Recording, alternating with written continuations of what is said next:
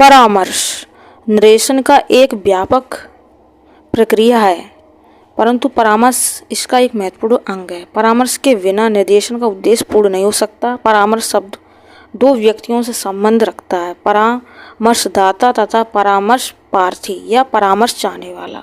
तो इस टॉपिक को हम इसमें समझेंगे। अर्थ, उद्देश्य, प्रकार, विधियाँ, ये आवश्यक क्षेत्र, ये सब हम देखेंगे डीएलएड में। ठीक है, इसका क्वेश्चन बनते हैं इससे। ठीक है, परामर्श चाहने वाले की कुछ समस्याएं होती हैं जिनका समाधान वह अकेले नहीं कर सकता।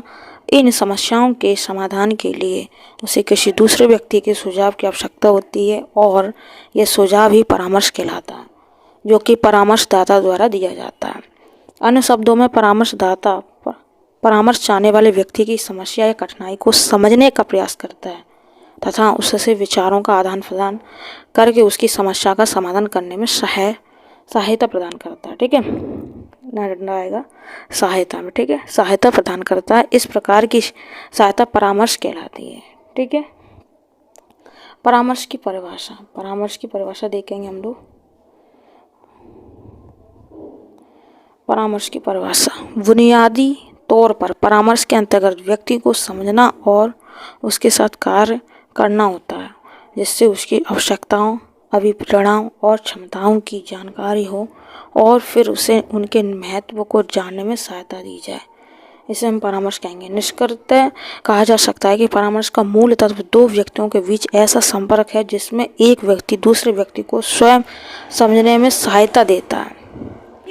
ठीक है, आगे हम लोग देखते हैं और डेफिनेशन। परामर्श का तात्पर्य दो व्यक्तियों के संपर्क से जिसमें एक को किसी प्रकार की दूसरे व्यक्ति द्वारा सहायता प्रदान की जाती। दूसरा डेफिनेशन देखेंगे।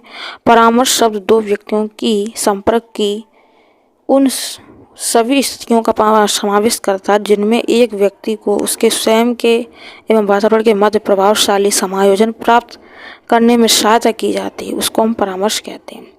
परामर्श के उद्देश्य देख लेते हैं। परामर्श के प्रमुख उद्देश्य निम्नलिखित हैं। परामर्श का उद्देश्य आत्म परिचय का आत्मबोध। ठीक है, दूसरा है परामर्श का उद्देश्य छात्रों को अपनी कठिनाई को हल करने की योजना बनाने में सहायता देना। तीसरा अर्थ है परामर्श का उद्देश्य परामर्श लेने वाले को अपनी शैक्षिक, व्यावसायिक और व्यक्तिगत समस्याओं को समझने में सहायता देना। तो ये हो गए परामर्श के उद्देश्य। ठीक है, आगे हम लोग प्रकार देख लेते हैं। परामर्श के प्रकार। नैदानिक परामर्श का संबंध व्यक्ति के सामान्य कार्य संबंधी असमान योजनाओं से। इसमें साधारण कार्य संबंधी असमान योजनाओं का निदान एवं उपचार किया जाता है। परामर्शदाता विभिन्न मनोवैज्ञानिक विधियों का प्रयोग कर परामर्श प्रार्थी की कठिनाई को समझने का प्रयास करता और उसकी मानसिक समस्याओं का समाधान करने में सहायता करता है। ठीक है, आगे हम लोग देख लेते हैं परामर्श की विधियाँ। छात्रों को परामर्श प्रदान करने के लिए दो विधि प्रयोग में लाई जाती हैं। कितनी लाई जाती हैं? दो। कौन कौन सी? व्यक्तिगत परामर्श, समूह परामर्श।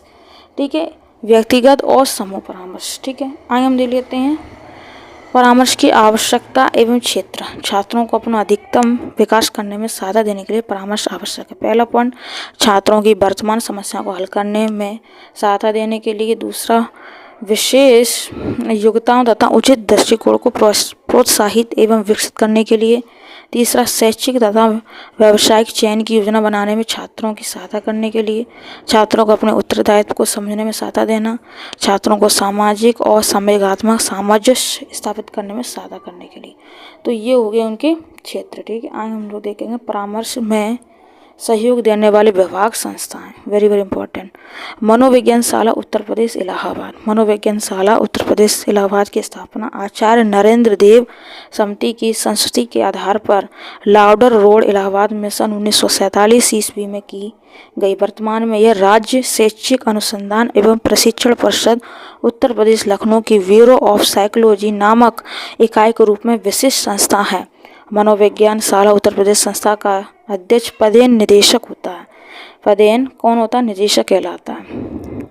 इसमें वरिष्ठ मनोवैज्ञानिक एवं मनोवैज्ञानिक के सभी पद सृजित किए जाते हैं। ठीक है, किए गए हैं। ठीक है, आगे हम लोग देखते हैं मनोविज्ञान। ये सब हम लोग देखेंगे इसी चैप्टर में। जिला चिकित्सालय, ये सभी हम लोग देखेंगे एक एक करके। ठीक है, आगे हम लोग बढ़ते हैं। इस संस्था का मुख्य उद्देश्य प्राथमिक एवं मध्य स्तर के शिक्षकों को शिक्षण, निर्देशन एवं परामर्श प्रदान करने हेतु, मनोवैज्ञानिक रूप से सक्षम बनाने हेतु प्रशिक्षण देना तथा छात्रों को व्यावसायिक एवं व्यक्तिगत निर्देशन प्रदान करना। मनोविज्ञान शाला उत्तर प्रदेश के प्रमुख कार्य, अब इसके बारे में देख लेते हैं। पहला कार्य क्या है इसका? शैक्षिक निर्देशन, व्यक्तिगत निर्देशन, बाल निर्देशन, व्यावसायिक निर्देशन। तो कितने हो गए? 4 हो गए। ठीक है, अब हम इसके बारे में देखते हैं। निर्देशन सेवाओं के लिए उपयुक्त मनोवैज्ञानिक तैयार हो सके, इसके लिए मनोविज्ञान शाला में एक सत्रीय कोर्स का प्रशिक्षण दिया जाता है। इसे यहाँ पर मनोवैज्ञानिक ये जो लिखा है ये समझ में नहीं आ रहा है, खैर इसके बारे में हम डिस्क्रिप्शन में दे देंगे। ठीक है, आगे हम लोग चलते हैं। शिक्षा विभाग के अधिकारियों को इस संस्था द्वारा एक सप्ताह का प्रशिक्षण दिया जाता है। यहाँ पर शायद मनोवैज्ञानिक शाला ही आएगी इस जगह पे। ठीक है, आगे हम लोग चलते हैं। समय समय पर प्रदेश तथा अन्य प्रदेशों के विद्यालय, महाविद्यालय, शिक्षण संस्थाओं के शिक्षकों, जिलों शिक्षा एवं प्रशिक्षण संस्थाओं के प्रशिक्षकों, प्राप्तकर्ताओं आदि को मनोवैज्ञानिक प्रशिक्षण दिया जाता है। मनोविज्ञान शाला राज्य सरकार एवं केंद्र सरकार के विभिन्न विभागों के चयन आदि प्रक्रिया आवश्यकतानुसार सहायता प्रदान करती है, जैसे पुलिस विभाग एवं उप निरीक्षक, कांस्टेबल, ड्राइवर आदि के चयन में सहयोग प्रदान करती है। यह स्पोर्ट्स कॉलेज लखनऊ, गोरखपुर, फैजाबाद आदि में प्रवेश लेने हेतु अभ्यर्थियों का सामान्य ज्ञान व खेल अभिरुचि का परीक्षण करती है, तब पश्चात संस्तुति करती है। आगे हम चलते हैं। यह संस्था राष्ट्रीय प्रतिभा खोज परीक्षा के लिए आयोजन एवं संचालन में प्रादेशिक स्तर पर नोडल एजेंसी के रूप में कार्य करती है। मनोविज्ञान शाला मनोवैज्ञानिक परीक्षण के निर्माण, अनुशीलन तथा मानवीकरण का कार्य करती है, जैसे थीमेटिक इंटरसेप्शन टेस्ट TAT का भारतीय स्थिति में अनुकूलन किया गया है। कुछ विदेशी अशाब्दिक परीक्षणों के मानक तैयार किए गए हैं। तो ये सब आगे हम लोग देते हैं। इस संस्था से व्यावसायिक सूचना, आपका बालक जैसे त्रैमासिक समाचार पत्र प्रकाशित होते रहते हैं एवं समय समय पर मनोवैज्ञानिक समस्याओं से युक्त बालाघात उत्कर्ष आदि पुस्तकें भी प्रकाशित की जाती हैं। यहाँ से अनेक शोध एवं निष्कर्ष भी प्रकाशित किए गए। छात्रों को सामूहिक तथा व्यक्तिगत रूप से दिए गए निर्देशन का अनुभवती अध्ययन किया जाता है दोस्तों।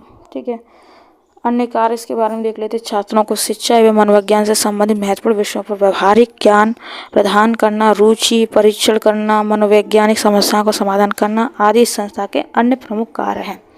ठीक है, तो ये अब हम इसके बारे में देख लेते हैं। मंडलीय मनोविज्ञान केंद्र मनोविज्ञान शाला उत्तर प्रदेश इलाहाबाद ने अपनी सेवाओं के विस्तार करने एवं उन्हें सर्वसुलभ बनाने हेतु मंडल स्तर पर मंडलीय मनोविज्ञान केंद्र की स्थापना की। इसके प्रमुख कार्य निम्नलिखित हैं।